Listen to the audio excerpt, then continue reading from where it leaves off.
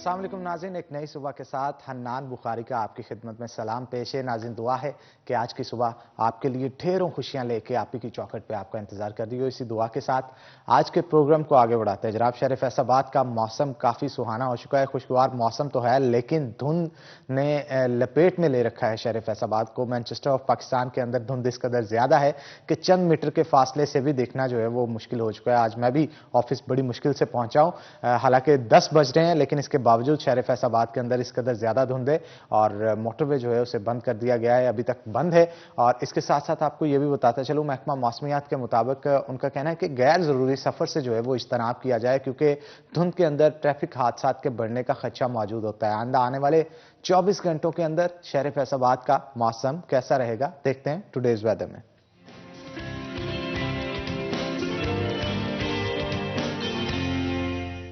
शाहिदा परवीन हमारे साथ मौजूद होंगी। शाहिदा, बताइएगा आने वाले 24 घंटों के अंदर शहर फैसलाबाद का मौसम कैसा रहेगा? जी, फैसलाबाद और गिरदोनवाह में धुंध का राज बरकरार है। ना सिर्फ अंदरूनी शहर बल्कि शहर के गिरदोनवाह में जो है वो धुंध की लहर जो है वो छाई हुई है और जिससे सर्दी की शिदत में तो इजाफा हुआ ही है। इसके साथ साथ जो ट्रैफिक की रवानी है वो भी मुतासर हुई है। पुलिस हकाम की जानिब से शहरियों को सफ़र करने वालों को जो है वो हदायत भी जारी की गई है ताकि फॉग लाइट्स का इस्तेमाल किया जाए, गाड़ियों से एक दूसरे से फासला रखा जाए ताकि किसी भी नाखुशगवार हादसे से बचा जा सके।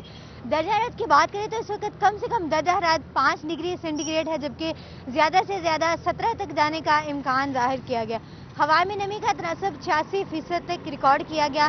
महकमा मौसमियात के मुताबिक आइंदा 24 घंटों के दौरान मौसम ऐसे ही खुश्क और सर्द रहेगा, जबकि आज दोपहर के वक्त यूं महसूस हो रहा है कि सूरज मियाँ जो है वो अपना मुखड़ा दिखाएगा फैसलाबाद के शहरियों को, जिससे सूरज की अगर किरणें ज़मीन पर पड़ने से जो है वो सर्दी की शिद्दत में दोपहर के वक्त थोड़ी कमी वाक़या हो सकती है। जी, बहुत शुक्रिया शाहिदा परवीन, आप शहर फैसलाबाद के मौसम का अहवाल बता रहे थे। नाज़रीन, आपको यहाँ पे मैं आगाह करूं कि रोजाना की बुनियाद पे जब भी धुंध होती है तो हम आपको महकमा मौसमियात और अपनी जानिब से पैगाम देते हैं कि गैर जरूरी सफर से इज्तनाब करें, लेकिन जो शख्स इसके बावजूद भी सफर करते हैं, गाड़ी तेज चलाते हैं धुंध के अंदर, वो हादसा का शिकार होते हैं। गुज़श्ता रात भी इसी तरह का एक वाकया जो है वो किनार रोड के अंदर पेश आया, जहां पे तेज रफ्तार गाड़ी जो है खड्डे के अंदर जा गिरी और धुंध क्योंकि ज्यादा थी उनको पता नहीं चला।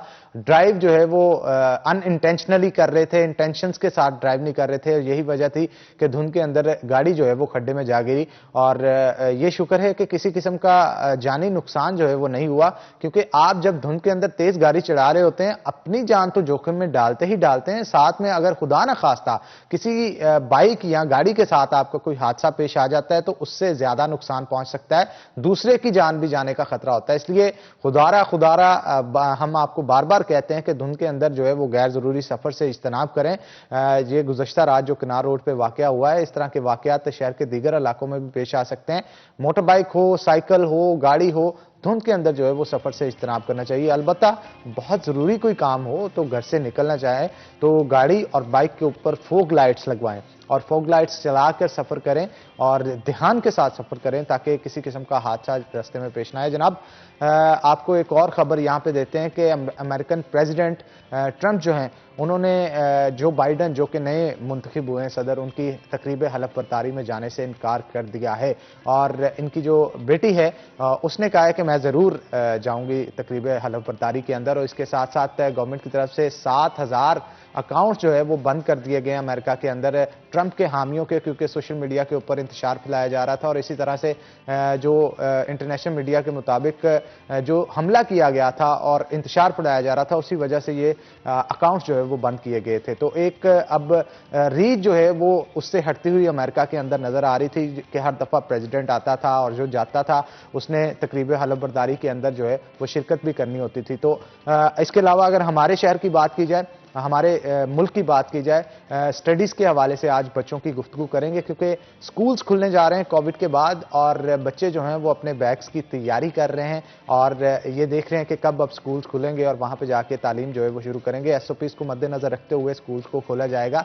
करिकुलम के हवाले से भी आपको बताते चलें कि यहाँ पे वन नेशन करिकुलम जो है उसको इंट्रोड्यूस करवा दिया गया है 2007 के बाद जो है उसमें एडिशन की गई है करिकुलम के अंदर। इसी मौजू पे आज हमने गुफ्तगू करने के लिए दावत दे रखी है। हमारे साथ मौजूद होंगे हाफिज शुएब आमिर साहब जो कि सदर हैं प्रिंसिपल फोरम के। आपको वेलकम करते हैं शो के अंदर।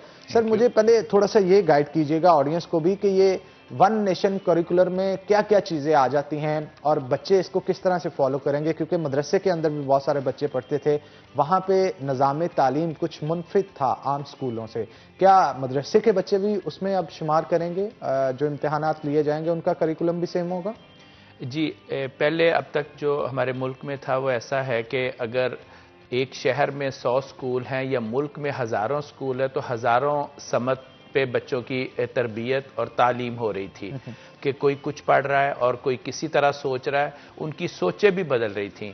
तो ये एक कौम और एक मुल्क के लिए ये ज़रूरी होता है कि उनकी सोच, उनकी मंजिल और उनके मकासद वाज़े होने चाहिए। नज़रियाती जो उनकी सोच और फ़िक्र है वो भी एक होनी चाहिए। जैसे हमारा मुल्क है वो एक नज़रियाती असास पे बना है और इस मुल्क के साथ हमारी वाबस्तगियाँ भी होनी चाहिए। लेकिन हो ये रहा था कि कुछ स्कूल जो है वो कोई निसाब पढ़ा रहे हैं, कोई इंग्लैंड के करिकुलम को फॉलो कर रहा है, कोई अमेरिका के करिकुलम को फॉलो कर रहा है, कोई किस तरह, यानी जिसका जो दिल कर रहा था वो हो रहा था। तो हुकूमत ने नेशनल करिकुलम जो 2006 में पहली दफ़ा उसको अप्रूव किया गया था, उसमें फिर अमेंडमेंट करके 2007 में अपडेट किया गया, उसको दोबारा अब गवर्नमेंट ने रिन्यू किया है और उसको रिफ़्रेश किया है और उसमें कुछ चीज़ें ऐड की हैं।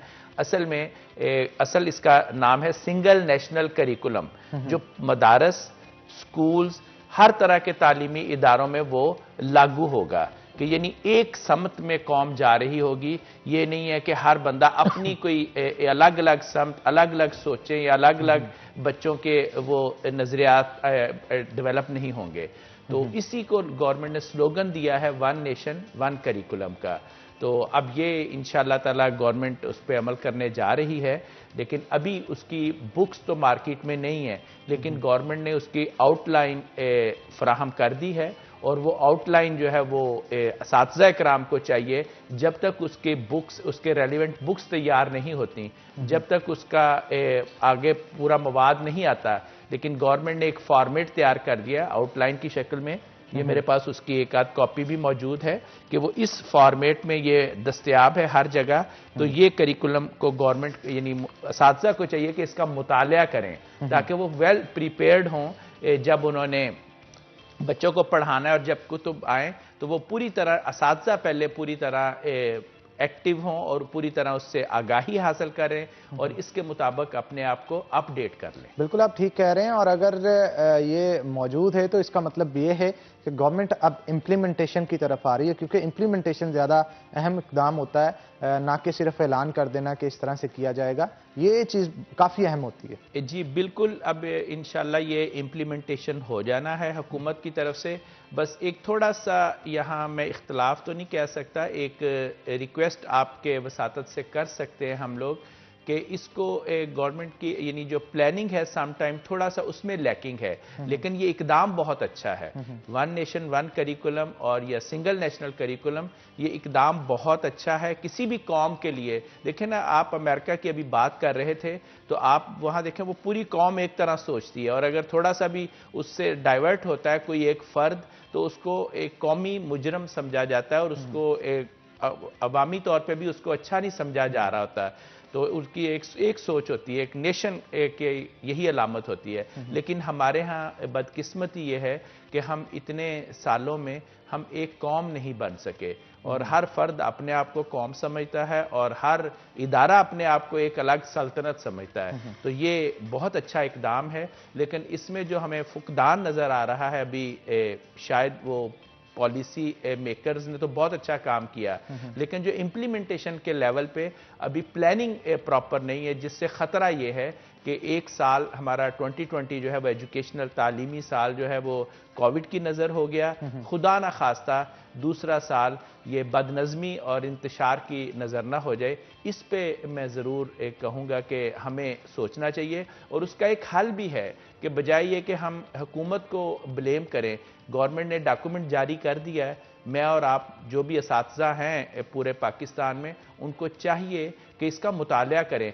और इसके मुताबिक अपने बच्चों पे काम करें और अपने बच्चों को आगे लेके चलें, ताकि मंजिल की तरफ सफ़र जो है उसका आगाज़ हो जाना चाहिए। इंतज़ार नहीं करना चाहिए कि गवर्नमेंट अब एक एक कदम पे आके गवर्नमेंट हमारी हेल्प करे या हमें किताबें दे, तो फिर ही हम आगे बढ़ेंगे। बिल्कुल आप ठीक कह रहे हैं। जहांगीर अशरफ भी हमारे साथ मौजूद हैं, सीनियर रिपोर्टर हैं हमारे सिटी 41 के।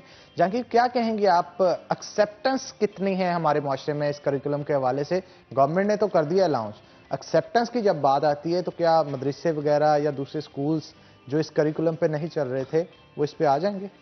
हनान, दरअसल बात यह है कि कन्फ्यूजन बहुत ज़्यादा पाई जा रही है इस वक्त के निसाब और किताब को एक समझा जा रहा है। अक्सर प्राइवेट सेक्टर में ये बहस अब चल रही है कि जो सिंगल करिकुलम होगा या सिंगल बुक होगी। निसाब जो है वो एक मजमुआ है आपका, ओवरऑल किताब उसका एक पार्ट है। लेकिन हमारे यहाँ अब गवर्नमेंट को भी शायद क्लैरिटी नहीं है इस हवाले से। गवर्नमेंट ने ये कह दिया है कि अब कोई भी प्राइवेट पब्लिशर किताब नहीं छापेगा। अच्छा, नेक्स्ट जो सेशन शुरू होगा, चूंकि हर साल मार्च अप्रैल में सेशन स्टार्ट होते थे, लेकिन चूंकि कोविड की वजह से डिले भी हुआ, अब नया सेशन जो है उसकी कोई क्लियर कट डेट अनाउंस नहीं की गई गवर्नमेंट की तरफ से कि नया तालीमी साल कब शुरू होगा। अब साथ ही सिंगल नेशनल करिकुलम को इम्प्लीमेंट करने की कह दिया गया कि अगला जो तालीमी सेशन होगा उसमें प्राइमरी क्लासेस जो हैं उसमें सिंगल नेशनल करिकुलम के अकॉर्डिंगली ही बुक्स पढ़ाई जाएंगी। एक और मीटिंग हुई सिंगल नेशनल करिकुलम कमेटी के हवाले से प्राइवेट सेक्टर से, जिसमें उनको कह दिया गया कि अगले साल आप कोई प्राइवेट पब्लिशर की किताब नहीं लेंगे, गवर्नमेंट आपको किताबें प्रोवाइड करेगी। हालांकि सिंगल नेशनल करिकुलम का मकसद ये है कि ये आउटलाइन हमने दे दी, जो ये दिखा भी रहे नमूने के तौर पर गवर्नमेंट ने जो पब्लिश किया है, कि इस आउटलाइन के मुताबिक कोई भी पब्लिशर अगर किताब पब्लिश करता है तो उसको पढ़ाने की इजाज़त होगी। लेकिन गवर्नमेंट ने साथ ही इसको अभी रोक भी दिया है तमाम पब्लिशर्स को कि जितना पुराना स्टॉक मौजूद है बुक्स का वो सेल आउट नहीं करेंगे और नई किताबें लिखकर पहले गवर्नमेंट से मंजूर करवाएंगे, और ये तकरीबन 1 साल का प्रोसेस है। तो अगर नई करिकुलम के मुताबिक किताबें पब्लिश करेंगे, लिखेंगे, उनको मंजूर करवाएंगे, फिर पब्लिश करेंगे, तो ये आते आते 1 साल लग जाएगा। इसका मतलब है कि इस साल से कोई भी प्राइवेट सेक्टर जो है वो प्राइवेट पब्लिशर की किताबें नहीं पढ़ा सकेगा नई पॉलिसी के अकॉर्डिंगली। और हुकूमत से अलमिया ये भी है कि गवर्नमेंट के अपने जो स्कूल्स हैं उसकी किताबें पूरी नहीं होती हर साल। हर साल इजाफी डिमांड भी जो आई जाती है कि जनाब फलां स्कूल को इतने बच्चों की ज़रूरत है, इतने बुक्स की ज़रूरत है, तो प्राइवेट सेक्टर की डिमांड कैसे पूरी होगी? तो ये एक गवर्नमेंट के लिए चैलेंज भी इस वक्त बना हुआ है। और जो हमारी पीटी की गवर्नमेंट बिलखसूस ऐलानात ज़्यादा करती है, उस पर इम्प्लीमेंटेशन कैसे करना है ये बाद में सोचने बैठती है। अब ये सोचने बैठी है कि इस पर इम्प्लीमेंट किस तरह करना है। टाइम शॉर्ट है, इम्प्लीमेंटेशन का जो इनके पास कैपेसिटी है वो उतनी नहीं है कि डिमांड को पूरा कर सके। अब जितने भी प्राइवेट सेक्टर के स्कूल्स हैं, मदारस हैं, उनको इजाफी किताबें जो इन्होंने देनी हैं वो कब छपेंगी, कब उन तक पहुंचेगी, बच्चों का नया सेशन कब शुरू होगा? No doubt single national curriculum बहुत अच्छी चीज़ है कि पूरे पाकिस्तान में, क्योंकि ये कहा जाता था कि गवर्नमेंट सेक्टर से पढ़ने वाले बच्चे की सोच और है, प्राइवेट सेक्टर के बच्चे की सोच और है, और हमारे जो मदारस हैं वो एक अलग ही सेगमेंट क्रिएट कर रहे थे सोसाइटी में। उनको यकजा करना, एक सिमत में लाना, एक आउटलाइन देना, ये बहुत अच्छा है। लेकिन इसको इम्प्लीमेंट करवाने के हवाले से जो अभी हुकूमत की पॉलिसी है वो मेरा ख्याल है कि फ्लॉप है। इस साल बहुत ज़्यादा तजब्जब का शिकार होगा प्राइवेट सेक्टर, क्योंकि उनको किताबें खरीदने से रोक दिया गया है कि प्राइवेट किसी भी पब्लिशर की किताबें नहीं खरीदेंगे, और पब्लिशर को रोक दिया गया है कि आप नई किताबें मंजूरी के बगैर नहीं छाप सकेंगे। तो इसका एक जो गैप आएगा ना, उसको फिल करना, जैसे बता रहे कि 2020 कोविड की नज़र हो गया और ये हुकूमत की शायद नाअहली की नज़र ना हो जाए प्राइमरी सेक्टर बिलखुसूस।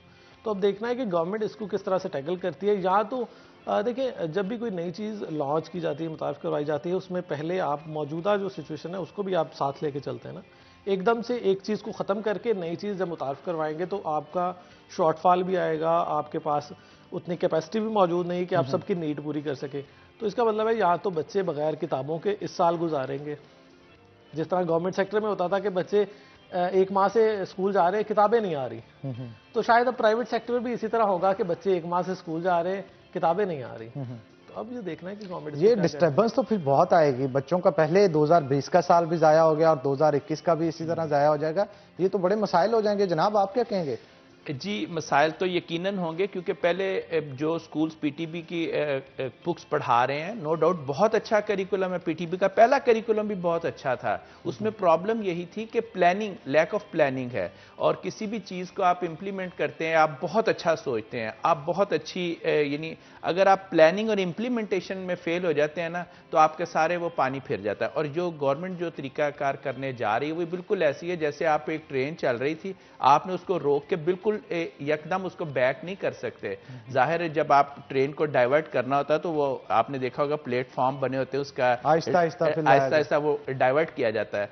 अच्छा, या फिर ये है कि आपने पूरी प्लानिंग की हो, 1-2 साल आपको हो गए, आपने 2 साल में पूरी प्लानिंग की, पूरा स्टॉक आपके पास मौजूद है, और आप कह दे जी कि 15 मार्च से ये बुक्स दस्तयाब होंगी और मार्केट में पहले से मौजूद हो, जो एक मुहज़्ज़ब और एक हुकूमती सतह पे, रियासती सतह पे जो करने के काम है होता। मैं इनकी जहांगीर साहब की बात को एग्री करूंगा इनसे, या तायद करूंगा कि ऐलान पहले हो जाता है, और जैसे हमारे यहाँ दावे, ऐलान भी नहीं दावा, क्योंकि ऐलान वो होता है कि आपने कोई प्लानिंग की है, तैयारी की है और आप अनाउंस करने जा रहे हैं। ये तो ठीक है, ऐलान तो ठीक है, लेकिन हम दावा पहले कर देते हैं और दावे भी बहुत बड़े बड़े कर देते हैं। फिर बाद में देखते हैं क्या हमारे पास उसकी प्लानिंग बाद में शुरू करते हैं, क्या हमारे पास रिसोर्सेज हैं, क्या हमारे पास वो चीज़ें हैं। और इस एक और कन्फ्यूजन जो फैल रही है, जहांगीर साहब ने भी बताया कि उसकी एक वजह यह है कि इनका स्पोक्समैन एक नहीं है। आपके जो वफाकी वजीर तालीम है, उनकी आप स्टेटमेंट्स देख लें पिछले 2 माह की, वो और हैं और चेंज होती रहती हैं, वो भी चेंज होती रहती हैं, ऑन द रिकॉर्ड है ये बात। फिर सूबाई वजीर तालीम है, वो अलग बयान उनसे बिल्कुल अलग बयान दे रहे होते हैं। फिर उसके बाद जो सेक्रेटरी तालीम और जो PTB Punjab text book board के जो चेयरमैन है, उनकी अलग स्टेटमेंट आ जाती है।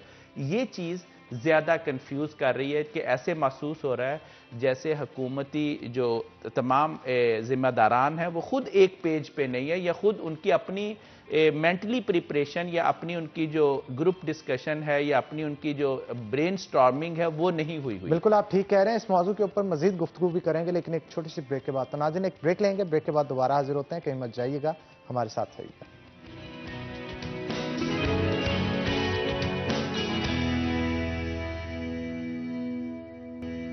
वेलकम बैक नाज़रीन, हमारे साथ जहांगीर अशरफ मौजूद होंगे, हमारे सीनियर रिपोर्टर हैं। मजीद गुफ्तगू उनके साथ करते हैं। जहांगीर, आप क्या कहेंगे, करिकुलम को इम्प्लीमेंट करने से पहले ये तमाम तर मुश्किलात जो अब पेश आ रही हैं, इस हवाले से पहले नहीं सोचा गया कि हम जब डाइवर्ट करेंगे एक सिस्टम को दूसरे सिस्टम पे तो ये मुश्किलात आएंगी, इनको पहले से ही टैकल कर लिया जाए। सपोज ऐलान करने के बाद, जब 1 साल ज़ाया करने के बाद जो है इस पे शिफ्ट करने के बजाय ऐलान ही तब करते जब पूरी तैयारी हो चुकी होती। हनान, एजुकेशन पर हर साल और हर हुकूमत नए तजर्बे करती है, और ये गवर्नमेंट भी ऐसी है, चाहे गवर्नमेंट सेक्टर हो चाहे प्राइवेट सेक्टर हो। अब देखें, एक ऐलान आया कि हम गवर्नमेंट स्कूल में प्राइवेट टीचर्स रखेंगे और हमेशा कॉन्ट्रैक्ट पर रखेंगे, और ये कहा कि हम FA पास टीचर रखेंगे। अब ये वज़ीर तालीम की स्टेटमेंट भी है और बाकायदा तौर पर काबीना से मंजूरी भी ली गई है कि मैट्रिक FA पास जो होंगे कैंडिडेट, उनको प्राइमरी स्कूल में लगाया जाएगा टीचर, और इसी तरह जो ग्रेजुएशन होंगे उनको मिडल में और मास्टर्स को हाई स्कूलों में कॉन्ट्रैक्ट की बुनियाद पर। अब देखें, इस पर असातिज़ा की तरफ से बड़ा रद्दअमल सामने आ रहा है कि FA पास गवर्नमेंट स्कूल में अगर टीचर लगाए जाएंगे तो जो पहले एक रिप्यूट बना हुआ है गवर्नमेंट स्कूल के हवाले से, एक मनफी तासुर पेरेंट्स में, वो कहाँ जाएगा। और लास्ट जितनी भी रिक्रूटमेंट्स अभी हुई हैं पिछले कुछ सालों में, उसमें कम से कम मास्टर्स डिग्री इन्होंने कैंडिडेट को एजुकेटर सेलेक्ट किया। अब दूसरी तरफ आ जाएं कि अब प्राइवेट सेक्टर के हवाले से अब सिंगल नेशनल करिकुलम, बेसिकली देखें गवर्नमेंट स्कूल्स में तो पहले ही गवर्नमेंट का जो भी निसाब है वो पढ़ाया जा रहा है, इशू था प्राइवेट सेक्टर से।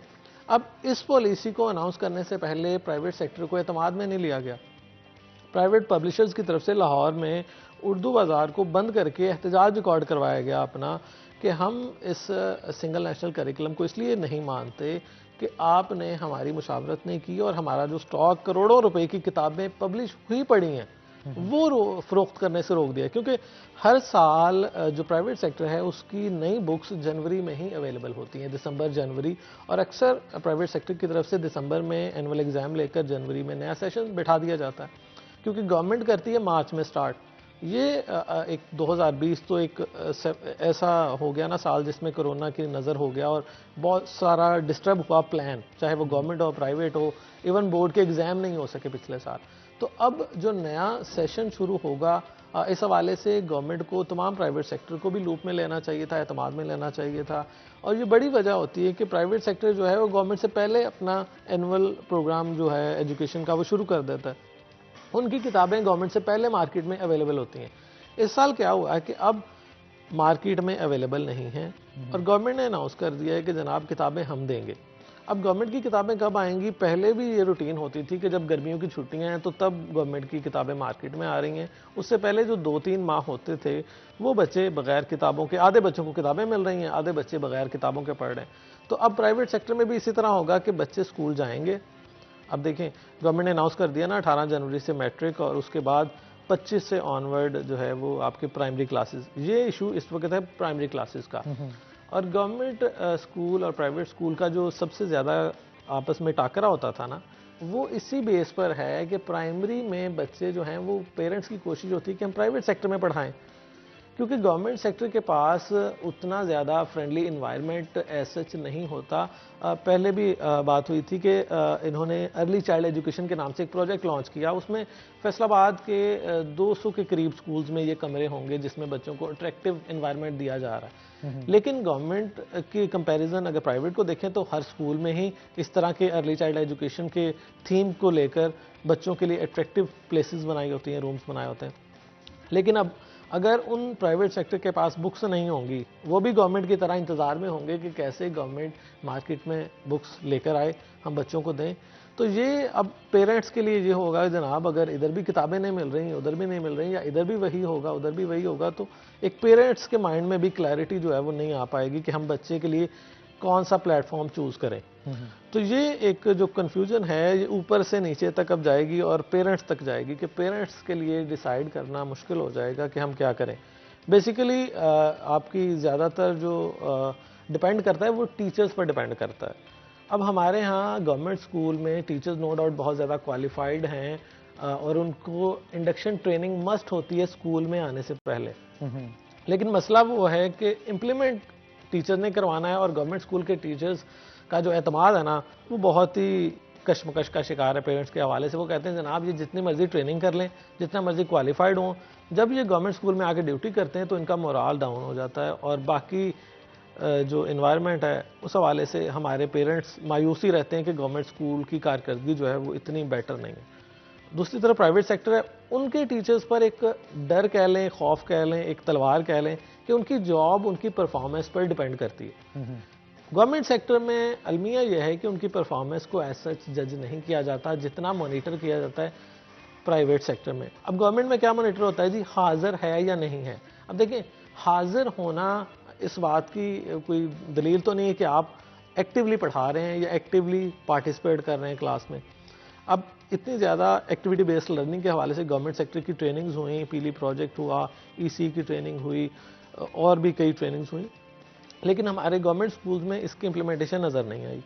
करिकुलम में यही कहा गया है कि आप किताबों के साथ साथ एक्टिविटीज़ पर फोकस करें। ठीक है, इस हवाले से आफत साहब से पूछते हैं कि एक्टिविटीज़ के हवाले से आप क्या कहेंगे? उस तरह से फोकस नहीं किया जा रहा जैसे करना चाहिए। जी, एक्टिविटीज़ के लिए जाहिर है कि सेल्फ मोटिवेशन चाहिए होती है। एक टीचर नहीं चाहिए होता, उस वक्त एक लीडर चाहिए होता है।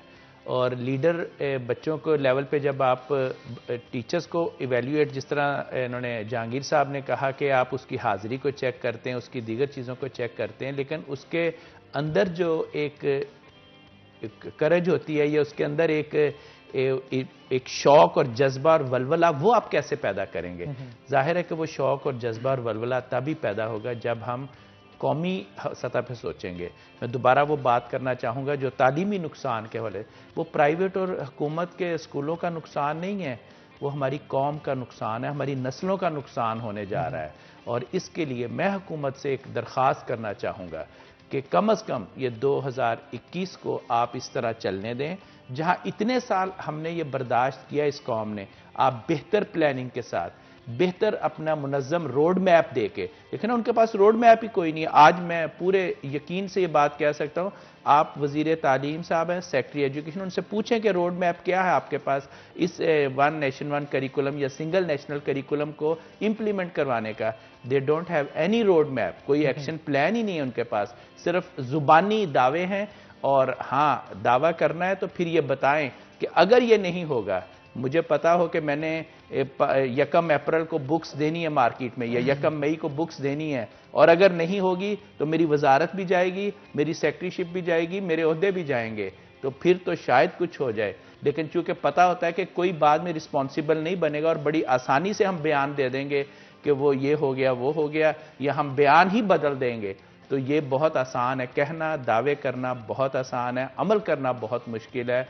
तो मेरी दरख्वास्त ये है कि इस कौम का, अपने बच्चों के मुस्तकबिल को तबाह ना करें। एक तो कुदरती तौर पे हो गया 1 साल 2020, अगरचे बहुत ज़्यादा कोशिश की तालीमी इदारों ने, प्राइवेट या हुकूमती स्कूल के साथज़ा ने, सब ने बड़ी एफर्ट की है कि ऑनलाइन किसी तरह से इसको करें, लेकिन आप जानते हैं कि उस्ताद के बगैर जो गैजेट्स है वो कितना सिखा सकते हैं बच्चे को। मैं इसी प्रोग्राम में हाजिर हुआ था जब ये कोविड शुरू हुआ था स्टार्ट में अप्रैल में, तो उस वक्त मैंने ही वो फार्मूला भी दिया था अपने साथज़ा की रहनुमाई आपके प्रोग्राम की वसातत से की थी कि ऑनलाइन एजुकेशन। लेकिन तजर्बे ने यह साबित किया कि उस्ताद की जो सोहबत है, उस्ताद के साथ जो सोशलाइजेशन है बच्चे की, जो बच्चे की सेल्फ ग्रूमिंग है, वो मुमकिन नहीं है कि आप उसको वीडियोस दिखा दिखा के सेल्फ ग्रूमिंग कर दें या उसको ऑनलाइन पढ़ा के ग्रूमिंग कर दें। तो मुख्तसरन ये है कि मैं दरख्वास्त करूंगा इस फोरम से, हुकूमत से, कि आप 2021 को एज इट इज चलने दें। आप लोगों को मोटिवेट करें, आप ट्रेनिंग दें, इसकी सिंगल नेशनल करिकुलम की ट्रेनिंग दें, लोगों को अवेयरनेस दें, बच्चों को, असातिज़ा को पूरा पढ़े। अभी तो इसका मुताला भी नहीं किया होगा किसी ने, तो अभी कर भी नहीं सकेंगे लोग। ये काफ़ी, ये तो मैं आपके पास एक सिंपल लेके आया हूँ, ये माशाल्लाह 500-600 सफ़े का पूरा डॉक्यूमेंट है। तो इसका मुताला करने दें, लोगों को इसकी ट्रेनिंग्स दें गवर्नमेंट, और अगले साल हुकूमती इदारे हों, प्राइवेट तालीमी इदारे हों, मदारस हों, उसकी भरपूर तरीके से ये उस पर इम्प्लीमेंट करवाएं।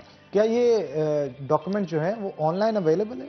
जी, ऑनलाइन अवेलेबल है, बिल्कुल आपको दस्तयाब हो सकता है, ऑनलाइन भी अवेलेबल है, व्हाट्सएप पे PDF में भी मिल सकता है, किसी को भी चाहिए हो, किसी तालीमी इदारे को चाहिए हो, किसी टीचर को चाहिए हो, ये मैं आपको भी भेज दूंगा, आपके इदारे में भी आ जाएगा, तो वो बताने का मकसद ये है कि अगर कोई शख्स या कोई तालीमी इदारे के सरबराहान जो हैं उनको इम्प्लीमेंटेशन इसकी करवाना चाहें तो उसके लिए ऑनलाइन वो वहां से रिट्रीव कर सकें। जी, वो मैं एक राय भी देना चाहता हूं तमाम प्राइवेट तालीमी इदारों को और हुकूमती तालीमी इदारों के असातिज़ा को भी, प्रिंसिपल्स को भी, कि आप ये डॉक्यूमेंट लें, इसको प्रिंट आउट करें और इसका फॉर्मेट देखें, अपने असातिज़ा को बिठाएं। आप खुद एक आर्जी डॉक्यूमेंट तैयार कर सकते हैं इस आउटलाइन के अंदर, क्योंकि यही आउटलाइन हमारी, ये आउटलाइन जो इसमें जो कुछ भी है उसके मुताबिक आप अपना डॉक्यूमेंट तैयार करें, वर्कशीट तैयार करें, असेसमेंट पेपर तैयार करें, गाइडलाइन तैयार करें, आप बच्चों को काम शुरू करें, ताकि ठीक है हुकूमती सतह पे अगर किताबें अभी दस्तयाब नहीं है, नहीं हो रहा, आप अपना अमल शुरू कर दें। अगर कोई किताब आपको सोर्स, अच्छा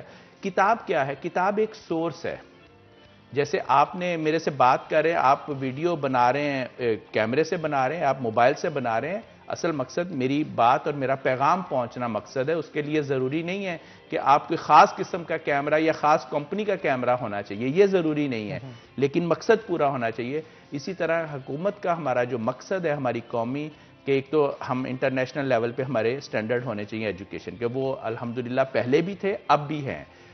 नंबर 2 जो इंपॉर्टेंट बात होती है कि हमारी नेशनल आइडियोलॉजी को कोई चीज़ डिस्टर्ब ना कर रही हो। तीसरी चीज़ होती है कि हम लोगों के अंदर एक्सेप्टेंस हो कि किसी मज़हब, फ़िरका, मसलक, इनको हम लोग उसमें शिद्दत पसंदी ना आ रही हो, तो ये, और हमारे कल्चरल वैल्यूज़ को कोई चीज़ डैमेज ना कर रही हो। हमारा एक कल्चर है कि हम लोगों का लिबास है, हमारा रहन सहन है, हमारी गुफ्तगू है, हमारे लोगों के सोशल रिलेशंस हैं, तो हमारी किताब ऐसी होनी चाहिए जिससे हमारे उन चीज़ों को डैमेज ना करे, हमारे नेशनल आइडियोलॉजी को, हमारे सोशल वैल्यूज़ को और हमारी कल्चरल जो वैल्यूज़ हैं उनको जो डिस्टर्ब ना करे। यही हमारी मकसद होता है किसी भी निसाब का।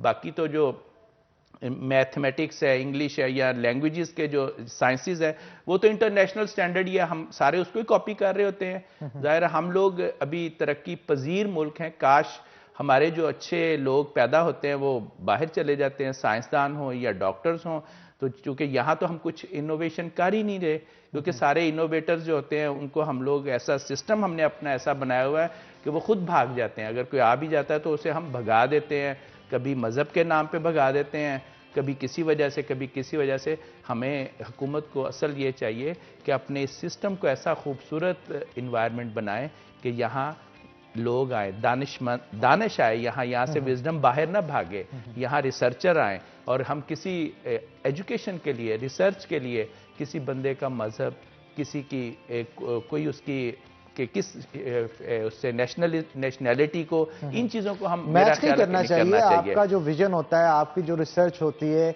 या फिर आपका सीखने या सिखाने का तरीका जो होता है, ये बहुत मैटर करता है, और उस पर फोकस करना चाहिए और एक फेवरेबल एनवायरनमेंट देना चाहिए। इल्म के लिए एक फेवरेबल एनवायरनमेंट देना चाहिए, शाऊर के लिए फेवरेबल एनवायरनमेंट देना चाहिए। उससे फिर आपकी इनोवेशन जो है, इनोवेटिव पर्संस बढ़ेंगे और बाहर जो मौजूद है वो भी यहाँ पे आके सिखाने की कोशिश करेंगे। इसके ऊपर मजीद गुफ्तगू करेंगे, लेकिन एक छोटी सी ब्रेक के बाद। तो नाज़रीन, एक ब्रेक लेंगे, ब्रेक के बाद दोबारा हाजिर होते हैं। कहीं मत जाइएगा, हमारे साथ रहिएगा।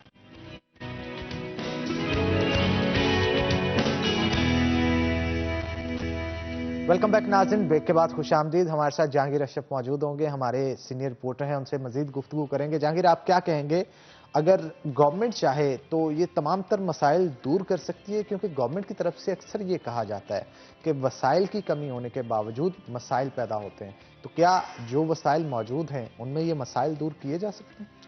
हनान, मसाइल दूर करना कोई ज़्यादा बड़ी बात नहीं है, लेकिन बात वही है कि अगर आपकी तैयारी पहले से हो, अनाउंसमेंट बाद में हो, तैयारी पहले हो। हमारे यहाँ अनाउंसमेंट पहले है और तैयारी अब बाद में। अब जब अनाउंसमेंट के बाद आपने तैयारी, जैसे पहले भी मैंने बताया कि आपको नई किताब पब्लिश करने में एक टाइम चाहिए होता है। अगर तो गवर्नमेंट जो है अपनी किताबें गवर्नमेंट सेक्टर की पूरी नहीं कर सकती, तो आप कैसे एक्सपेक्ट करते हैं कि वो प्राइवेट सेक्टर का बोझ उठाएगी?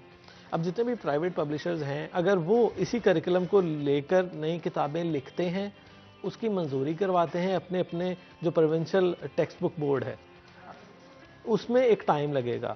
और पहले से भी जो किताबें गवर्नमेंट की मंजूरी के लिए भिजवाई गई हैं, उनकी मंजूरी को भी कई माह गुजर गए। तो गवर्नमेंट का प्रोसेस जो है ना, मंजूरियों के हवाले से किसी भी आप सतह पर बात कर लें, वो बहुत डिलेइंग होता है। तो अगर हुकूमत इसी तरह से किसी भी प्राइवेट पब्लिशर की लिखी गई किताब को अप्रूव करने में कई माह लगा देगी, तो बाद में कब पब्लिश होगी, कब मार्केट में आएगी। और मौजूदा सूरत हाल ये है कि इन्होंने बिल्कुल क्लियर कट रोक दिया है प्राइवेट पब्लिशर को कि आपने जनाब कोई किताब नहीं इस साल मार्केट में लॉन्च करनी, गवर्नमेंट इस साल खुद ये सारी किताबें फराहम करेगी। अब मसला ये है कि प्राइवेट सेक्टर और गवर्नमेंट सेक्टर दोनों की अब आंखें और राह तक रही हैं कि कब किताब मार्केट में आए, और किताब मार्केट में आने की कोई डेट नहीं दी गई, नया सेशन शुरू करने की कोई डेट नहीं दी गई, एग्ज़ाम तालीमी बोर्ड की तरफ से अभी तक वो फाइनलाइज नहीं हो सके। देखें, ये सारी गवर्नमेंट की सतह पर नेग्लिजेंस कह लें या उनकी सुस्त रवि कह लें या उनकी एजुकेशन के हवाले से जो सलाहियत हैं वो ना होना कह लें।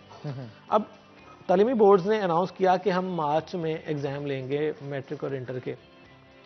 सेकेंड फेज़ आ गई, गवर्नमेंट ने दोबारा स्कूल बंद कर दिए, और अब कहा जा रहा है कि जो गवर्नमेंट कह रही है कि हम एग्ज़ाम लेंगे मई और जून में, बोर्ड दोबारा कह रहा है हम मई में ही ले लेंगे सारे एग्ज़ाम या उससे भी पहले ले लें। तो गवर्नमेंट और इम्प्लीमेंटेशन जो अथॉरिटीज़ हैं उनमें ही क्लैश है। तो सबसे जो उनके कस्टमर कह लें या उनके जो सर्विस, जिनको उन्होंने सर्विस प्रोवाइडर हैं, तो वो सारे गवर्नमेंट स्कूल या प्राइवेट स्कूल, अब वो इतना ज़्यादा कंफ्यूज हैं। एक तो तालीमी सेशन एंड कब होगा, एग्ज़ाम कब होंगे, नया सेशन कब शुरू होगा, ये अलग बहस है। किताबें कब मिलेंगी, कहाँ से मिलेंगी? गवर्नमेंट स्कूल्स को तो फ्री मिलेंगी, प्राइवेट सेक्टर में क्या इनके रेट्स होंगे? क्या प्राइवेट पब्लिशर से सस्ती किताबें देंगे या उसी रेट पर देंगे या उससे भी महंगी होंगी? क्योंकि अब देखें, गवर्नमेंट स्कूल्स को दे दी किताबें मुफ्त, अब जितनी कॉस्ट आएगी किताबों की पब्लिश पर, वो सारा बोझ किस पे पड़ेगा? प्राइवेट बच्चों पे। अब इनको प्राइवेट जब इन्होंने सेल आउट करनी है, तो वो ये खदशा है कि वो सारी कीमत भी प्राइवेट सेक्टर के खाते में डालेंगे कि हमारी कॉस्ट आई है, फॉर एग्जांपल 1000 किताबें छापने पर आपकी जितनी भी कॉस्ट आई है, तो आपने 500 किताबें दे दी प्राइवेट सेक्टर को, 500 गवर्नमेंट को। अब 500 तो आपकी गई हैं मुफ्त, फ्री खाते, जो 500 रह गई हैं उस पे इसका मतलब कि आप 1000 की कीमत उनमें से निकालेंगे। तो अब एक नई बहस ये भी होगी कि या तो गवर्नमेंट प्राइवेट सेक्टर को भी कुछ सब्सिडी दे, कोई उसको भी रायत दे या मुफ्त किताबें दे। अब गवर्नमेंट अगर इतना स्टेप लेने जा रही है कि हम किताबें देंगे, तो किताबों के हवाले से फिर अब ये भी क्लैरिटी कर दें कि उसकी आय की कीमत आय के ज़्यादा होगी या उस पर भी कोई सब्सिडी होगी। और दूसरी यही खदशा कि किताबें कब मिलेंगी, सेशन शुरू होने के बाद भी बच्चों को इंतज़ार करना पड़ेगा कि गवर्नमेंट की बुक्स आएँ, फिर उनको स्टडी करवाई जाए। और ये हर एक के लिए पॉसिबल नहीं है कि सिंगल नेशनल करिकुलम की आउटलाइन को देख के अपनी वर्कशीट बनाए। हमारे टीचर्स इतने कैपेसिटी उनमें नहीं है, चाहे गवर्नमेंट के हों चाहे प्राइवेट के हों। गवर्नमेंट ने तो यही इंतज़ार करना है कि किताबें चाहे 2 माह लेट आएँ, हमने किताबों से पढ़ाना है। प्राइवेट सेक्टर में भी बहुत बड़ी तादाद ऐसी है टीचर्स की जिन्होंने शायद कभी ट्रेनिंग ना ली हो, क्योंकि गवर्नमेंट की सतह पर एक इदारा मौजूद है, कायदे-आज़म अकेडमी फॉर एजुकेशनल डेवलपमेंट। वो गवर्नमेंट की हर तरह की ट्रेनिंग्स करवाने के लिए गवर्नमेंट टीचर्स के लिए मौजूद है। प्राइवेट सेक्टर के लिए गवर्नमेंट सतह पर तो कोई इदारा मौजूद नहीं है, ना ही कायदे अकेडमी में ऐसी फैसिलिटी है कि प्राइवेट टीचर्स को वहाँ पर ट्रेन करे। अब प्राइवेट सेक्टर के जो टीचर्स तो अपनी सतह पर करते हैं ट्रेनिंग्स, उनको तो बता दिया जाएगा कि इस सिंगल नेशनल करिकुलम को किस तरह से इम्प्लीमेंट करवाना है। वो स्कूल जहाँ पर मैट्रिक पास या एफए पास अभी भी प्राइवेट सेक्टर में टीचर्स मौजूद हैं जिनकी कभी ट्रेनिंग नहीं हुई, तो उनके लिए तो जब तक किताब नहीं आएगी वो तो खाली हाथ बैठे हैं ना। बिल्कुल, तो आप उनके लिए ये डॉक्यूमेंट उतना वैलिड नहीं होगा। शुएब साहब से इस हवाले से बात करते हैं। शुएब साहब, आप क्या कहेंगे? जहांगीर की बातों से एग्री कर रहे हैं? मैं इनकी बातों से एग्री भी करता हूं और एक तजवीज़ भी देना चाहता हूं। जब आप एक कौम को लेके चल रहे होते हैं ना, आप जब एजुकेशन मिनिस्ट्री को चला रहे हैं या एजुकेशन का मकसद आ जाएगा, तो फिर उसमें प्राइवेट और हुकूमत की बहस नहीं होनी चाहिए। हमने पहले मरहले में ही अपनी कौम के बच्चों को, हम चाहते तो ये है कि हमारी एक सोच हो, एक नज़रिया हो, एक तौर अतवार हो, हम चाहते तो ये हैं, लेकिन हमारा अमल ये कर रहा है कि मैंने पहले ही अपने आधे बच्चों को कह दिया कि ये आप गवर्नमेंट के बच्चे हो और ये बच्चे जो हैं वो शायद दुश्मन के बच्चे हैं, ये प्राइवेट तालीमी इदारों के बच्चे हैं। अच्छा, हुकूमत गवर्नमेंट और प्राइवेट सेक्टर्स के स्टैंडर्ड्स को मीट करने में फेल क्यों रहती है हमेशा? फेल इसीलिए रहती है कि आपने एक बच्चे को पहले ही एहसास कमतरी में मुब्तला कर दिया कि ये फ्री पढ़ने वाले बच्चे हैं और ये वो बच्चे हैं जिन पे तालीमी हर तरह के ये अफोर्ड भी करते हैं। ये तो ये ऐसा नहीं है।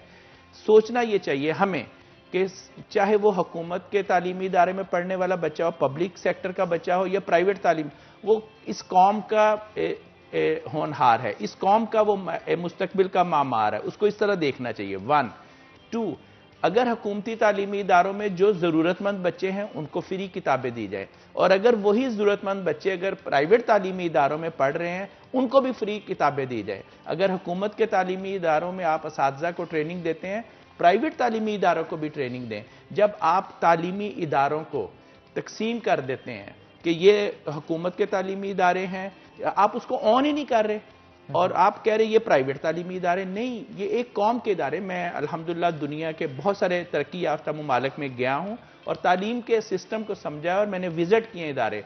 वहाँ अगर गवर्नमेंट कोई पॉलिसी इशू करती है तो वो सबके लिए होती है, इवन के मराहत कि अगर गवर्नमेंट ने फैसला किया ना कि जी लैब्स होंगी, तो वो ये नहीं कहते कि प्राइवेट खुद लैब बनाए, वो कहते हैं नहीं हुकूमत देगी क्योंकि हमारे बच्चे वहाँ पढ़ रहे हैं। अच्छा, इसकी मैं एक और वजह भी बताता हूँ। आज सपोज प्राइवेट तालीमी इदारे नहीं हैं, सपोज नहीं है, तो क्या हुकूमत के पास इतना बड़ा इंफ्रास्ट्रक्चर है कि वो सारे बच्चों को ले ले?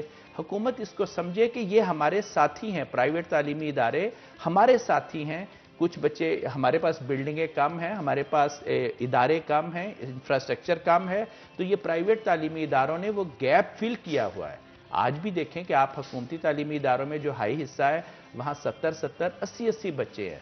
तो फिर हम ये भी चाह रहे होते हैं कि हमारा जो हुकूमत की तालीमी इदारे का टीचर है वो रिजल्ट भी बहुत शानदार दे। जब हम ये तफरीक पैदा करते हैं, हाँ, तफरीक होनी चाहिए, कुछ चीज़ों में होनी चाहिए, लेकिन बच्चों को, कौम को ये होना चाहिए कि आपने पढ़ना है, आगे बढ़ना है, इस मुल्क को हमने तरक्की पे लेके जाना है।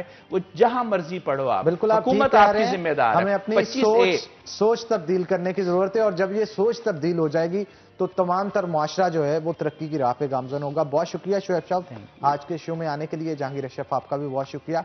तो नाज़रीन, इसी के साथ एक ब्रेक लेंगे, ब्रेक के बाद दोबारा हाजिर होंगे। कहीं मत जाइएगा, हमारे साथ रहिएगा।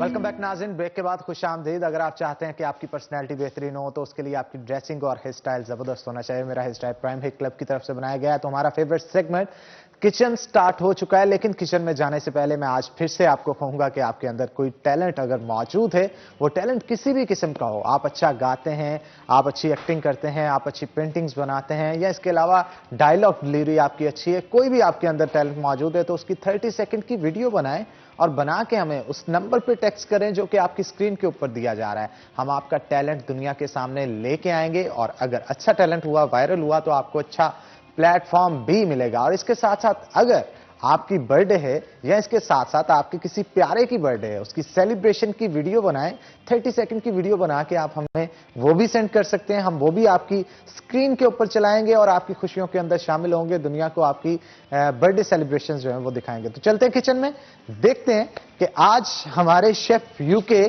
क्या बना रहे हैं और हमें क्या खिला रहे हैं। अस्सलाम वालेकुम शेफ, कैसे हैं आप? सर कैसे हैं आप? ठीक है, ठीक ठाक। शेफ क्या बना रहे हैं आज हम? सर आज हमारे 2 डिशें हैं सर।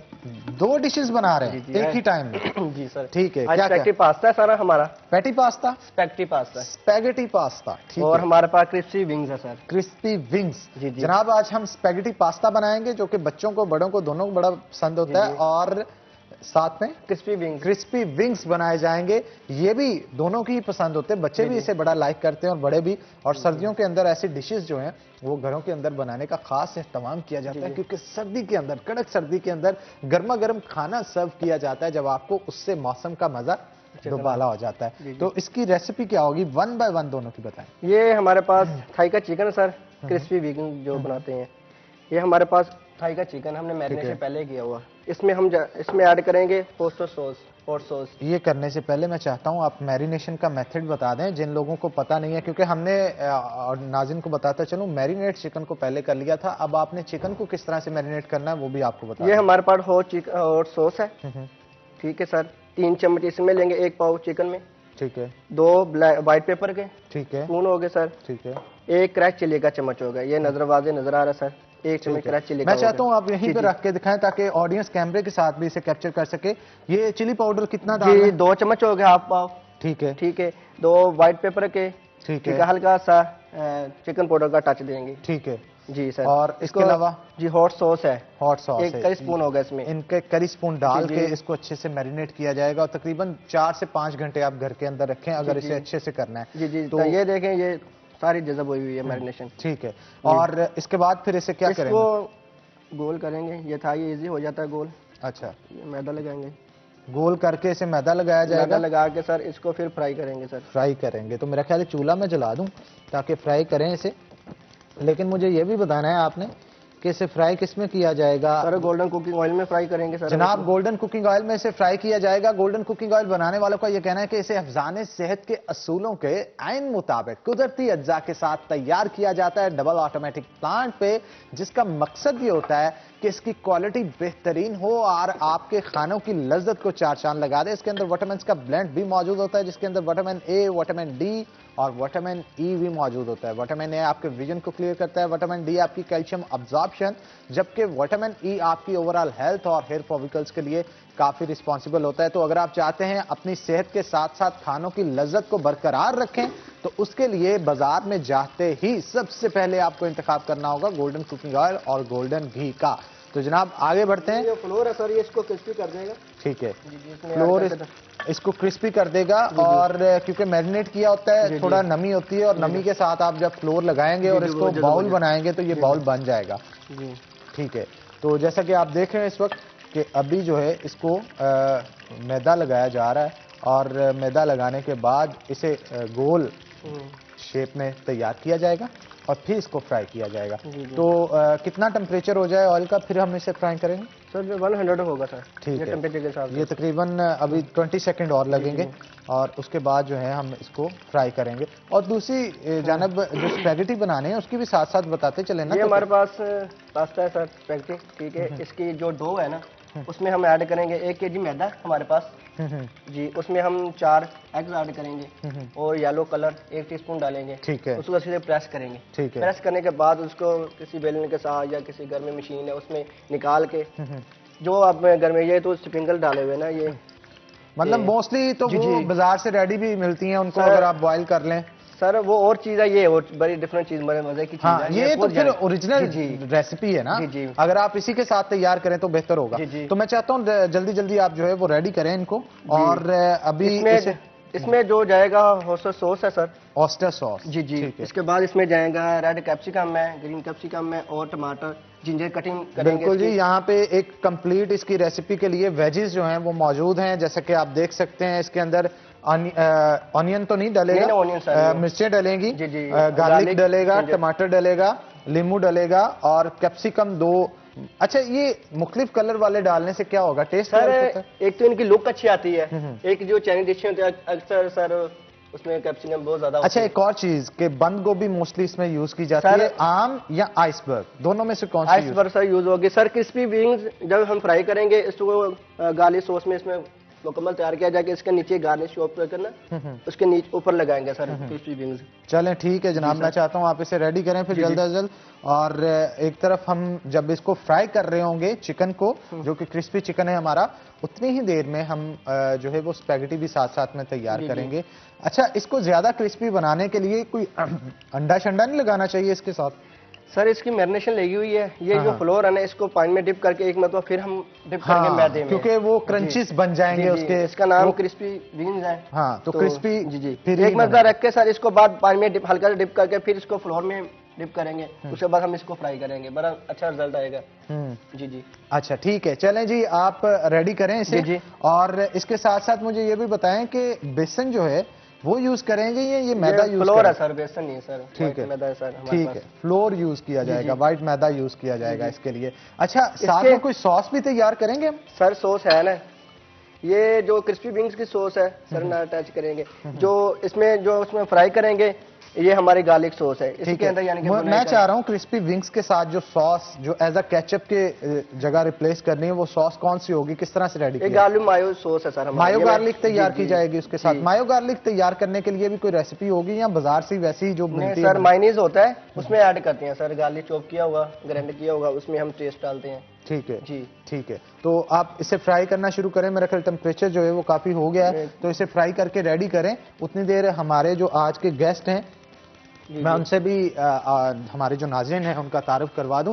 जनाब, आज हमारे साथ शहर फैसलाबाद के जो एक मारूफ सियासतदान हैं वो मौजूद होंगे, साबिक MP रह चुके हैं, ताल्लुक इनका पाकिस्तान मुस्लिम लीग नून से है, मेरी मुराद जनाब हाजी खालिद सईद साहब से। तो जनाब वेलकम करते हैं आपको शो के अंदर। क्या कहेंगे, PDM के जलवे जो हैं वो पूरे पाकिस्तान के अंदर देखने को मिल रहे हैं। हमारा भी यहाँ पे 4 दिसंबर को एक जलसा हुआ था, राना सनाउल्लाह भी थे, शाहिद खाकान अब्बासी भी थे, लेकिन जहां एकदम से उड़ान पकड़ी, पीक पकड़ी, 10 पार्टीज जो हैं वो यकजा होके हुकूमत के खिलाफ तहरीक चलाने में मसरूफ हुई, वहीं पे अब थोड़ी एनर्जी डाउन होती हुई नजर आ रही है। क्या वजूहत है?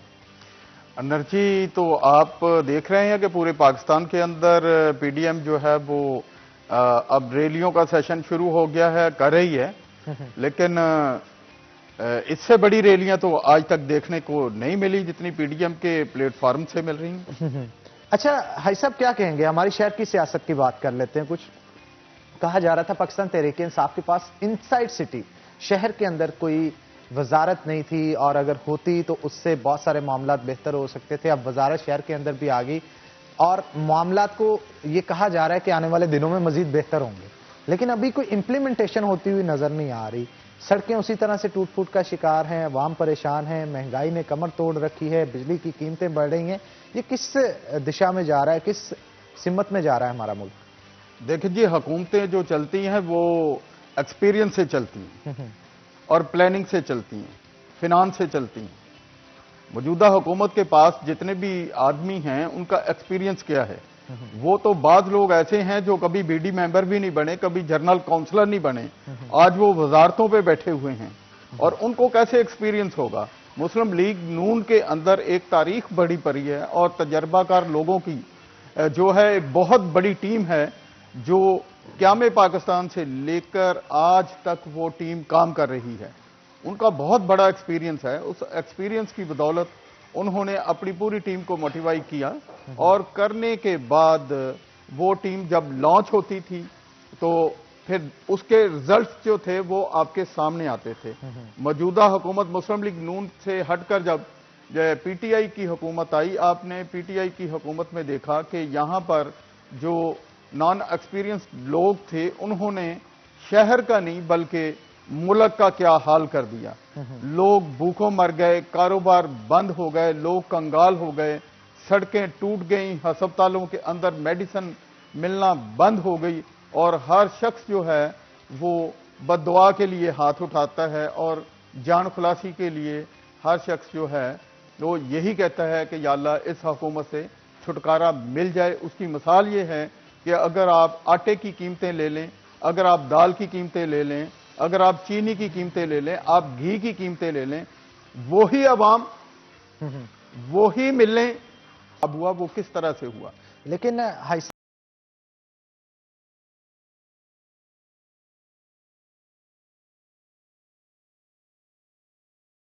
अब लोग तो हैं, जो गवर्नमेंट के लोग हैं वो ये कहते हैं कि कोविड की वजह से बहुत सारे मसाइल आ गए, उसकी वजह से थोड़ा पीछे रह गए, वरना मुल्क तरक्की की राह पे गामजन था। ये तो एक बहाना है।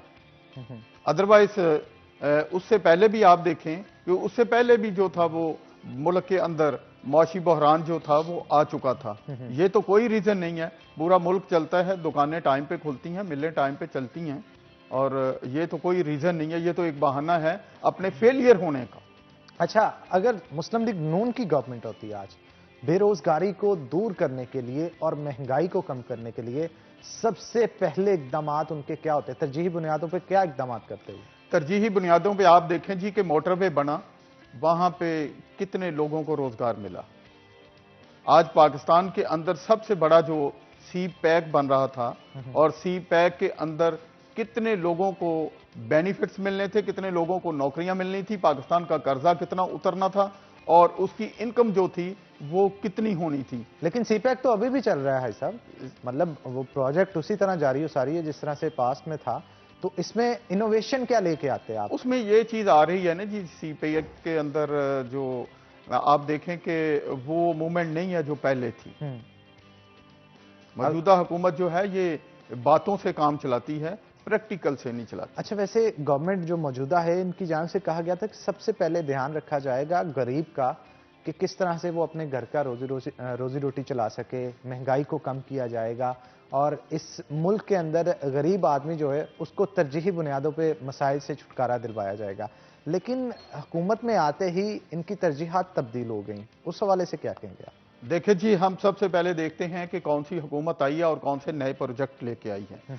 उन प्रोजेक्ट्स के अंदर जितने लोगों को कैसे खपत हो सकती है, कैसे नए कारोबार चल सकते हैं, कैसे नई इंडस्ट्री चल सकती है, और उस इंडस्ट्री के अंदर कितने लोग जो हैं वो उनकी खपत हो सकती है। मौजूदा हुकूमत के अंदर आप देखें कि कितने प्रोजेक्ट जो हैं वो नए लगे और कितने काम नए शुरू हुए।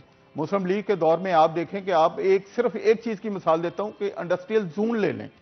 फैसलाबाद के अंदर इंडस्ट्रियल जोन बना, वहां पे आप देखें कि कितनी इंडस्ट्री लगी, कितनी इंडस्ट्री लग रही है। जब इंडस्ट्री लगेगी उसमें इंजीनियर भी आएंगे, उसमें लेबर भी आएगी, उसमें हर तरह के लोग जो हैं वो आ जाएंगे। मौजूदा हुकूमत का तो हाल ये है कि आप सड़कों से गुजरें, आप देखें कि वहां पे जो गटर है उसका ढकना नहीं है, और उसके अंदर दरख्त की शाखें जो हैं लगाई हुई हैं। इनके पास तो कोई विजन नहीं है। अगर कोई विजन होता तो 2.5 साल से का अरसा इनका हो गया है, और विजन के मुताबिक ये काम करते, लोगों को रोजगार मिलता।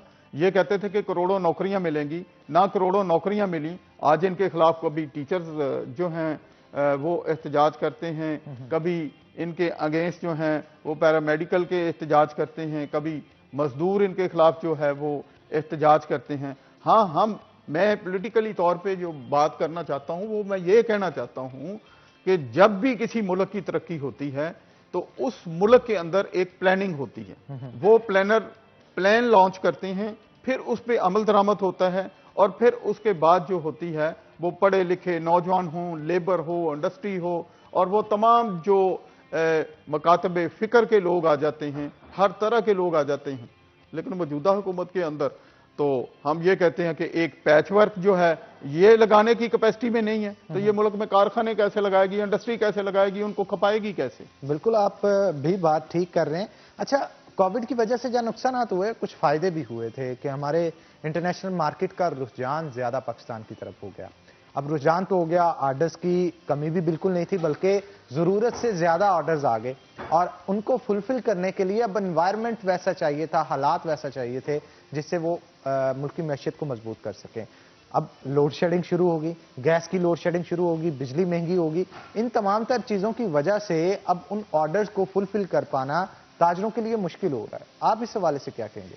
जी बिल्कुल, आपकी बात से मैं इत्तेफाक करता हूं कि मुल्क के अंदर जितने ऑर्डर्स थे, देखें जी, अगर कंपटीशन आता है तो बैनुल-अक़वामी तौर पर बांग्लादेश कुछ और रेट देता है, इंडिया कुछ और रेट देता है। हमारे यहाँ जब बिजली की कीमतें बढ़ती हैं, लेबर की कीमतें बढ़ती हैं, तो उस वक्त हमारे रेट्स जब उनसे अबाव आएंगे तो हमारी एक्सपोर्ट जो है वो नहीं हो सकेगी। वो कम रेट पे खरीदेंगे, बेहतर माल खरीदेंगे, कम रेट्स पे ऊपर खरीदेंगे, और जब हमारी बिजली महंगी होगी, हमारी लेबर महंगी होगी। बिजली और लेबर कैसे महंगी हो सकती है?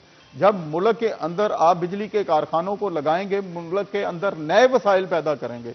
जब नए वसाइल पैदा होंगे और उसमें नई नई चीजें जो होती हैं वो खपत हो जाती हैं। हमारा ताल्लुक भी इंडस्ट्री से है, कारोबार से है, तो हम देखते हैं कि पहले पावर लूम्स की क्या सूरत हाल थी, मौजूदा सतह पे क्या सूरत हाल है। पहले लेबर की कितनी थी, अब मौजूदा जो है वो कितनी है। जब अशियाए सरफ की चीजें महंगी हो जाएंगी तो फिर लेबर महंगी होगी।